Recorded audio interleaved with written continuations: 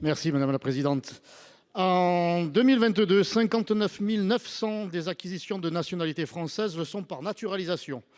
Au recensement 2021, l'Insee estime à 4 500 000 le nombre d'immigrés légaux en France, c'est-à-dire d'étrangers nés hors de France, dont une partie très importante est ou restera au moins 5 ans sur notre sol et pourra prétendre obtenir la nationalité française. Or, la nationalité française, ça se mérite.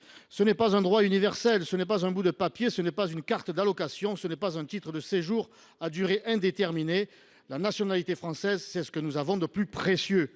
La nationalité française n'est pas simplement une fiction juridique, c'est un enracinement de l'âme, c'est un héritage, un lien, une communauté de destin.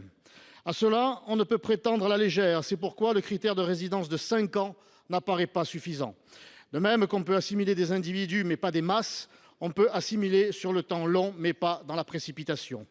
Vous rendez-vous compte de ce que le droit dit en réalité? Une personne immigrée qui est arrivée au début du quinquennat d'Emmanuel Macron aurait pu être naturalisée l'année dernière. C'est quand même trop rapide, même si 5 ans avec Emmanuel Macron, c'est long. C'est très très long, je vous l'accorde. En faisant cela, on ne fait qu'augmenter la crise civique et la fracture de la société. C'est nier ce qu'est la France, nier ce que veut dire être français. Il faut mettre un terme à la déconstruction juridique des mots et du sens des choses. Car oui, il y a une culture et une identité française.